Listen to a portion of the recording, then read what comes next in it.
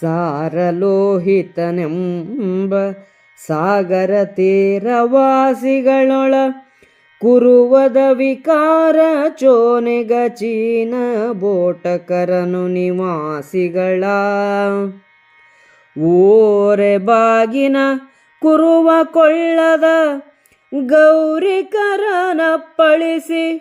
ಮಲೆಯ ವಿಹಾರಿಗಳ ಬರಿಗೈದು ತುಂಬಿಸಿದನು ಸುವಸ್ತುಗಳ ಧಾಳಿ ಹರಿದುದು ಪಂಚಗೌಳವರಾಳ ಒಡ್ಡಿಯರಾಂಧ್ರ ಜಾಳಾಂಧ್ರಾಳಿಗಳನ್ನಪ್ಪಳಿಸಿ ಹೂಡಿಸಿದನು ಮಹಾಧನವ ಮೇಲು ದುರ್ಗದ ಪಾರ್ವತೇಯರಿಗಾಳು ಹರಿದುದು ಸಂಧಿಗೊಂದಿಯ ಶೈಲ ಗುಹೆಗಳೊಳರಸಿ ಹಿಡಿದನು ಬಹಳ ಧನಯುತರ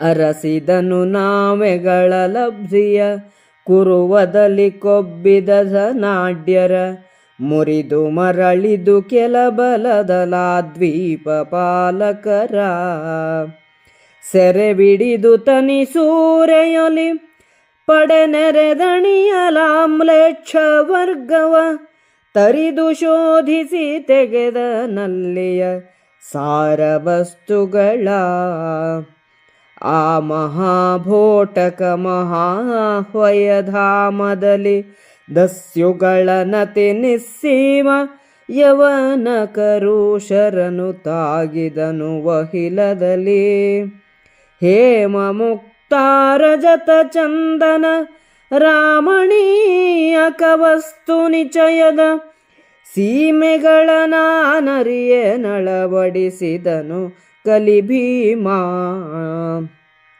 ಮರಳೆಯ ನಿಲಜನ ಮಹಾದ್ಭುತ ತರದ ವಸ್ತುವ ನಾನಲಾಪುದೆ ಧರಣಿಯನೆ ಸಂದಣಿಸಿದವ ಸಂಖ್ಯಾತ ರಥಯೋಥ ಅರಸುಗಳ ಸಹಿತಿ ಮಹಾಬಲವೆರಸಿ ಬಂದನು ಭೀಮನಣ್ಣನ ಚರಣ ಕೆರಗಿದನರ್ಜುನನ ತಕ್ಕೈಸಿದನು ನಗುತ್ತಾ.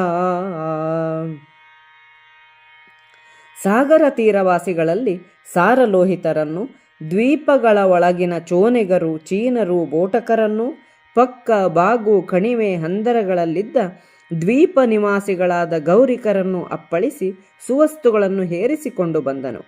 ಭೀಮನು ಧಾಳಿಯನ್ನು ಮುಂದುವರಿಸಿ ಗೌಳ, ವರಾಳ, ಓಢ್ರ, ಆಂಧ್ರ, ಜಾಳಾಂಧ್ರರೆಂಬ 5 ದೇಶಗಳ ಒಡೆಯರನ್ನು ಗೆದ್ದನು. ಬೆಟ್ಟ ಪ್ರದೇಶದಲ್ಲಿದ್ದ ಗುಡ್ಡಗಾಡು ಜನರಿಗೆ ಸೈನ್ಯವನ್ನು ಕಳುಹಿಸಿ ಅಲ್ಲಿದ್ದ ಧನಿಕರಿಂದ ಅಪಾರ ಧನವನ್ನು ಗೆದ್ದುಕೊಂಡನು. ನಾವೆಗಳನ್ನೇರಿ ದ್ವೀಪಗಳಲ್ಲಿದ್ದ ಧನಾಢ್ಯರನ್ನು ಮುರಿದು ಹಿಂತಿರುಗುತ್ತಾ ದ್ವೀಪಪಾಲಕರನ್ನು ಬಂಧಿಸಿ ಧನವನ್ನು ಸೂರೆ ಮಾಡಿ ಮ್ಲೇಚ್ಛರನ್ನು ಜಯಿಸಿ ಅಲ್ಲಿದ್ದ ಉತ್ತಮ ವಸ್ತುಗಳನ್ನು ಹೇರಿಸಿಕೊಂಡು ಬಂದನು.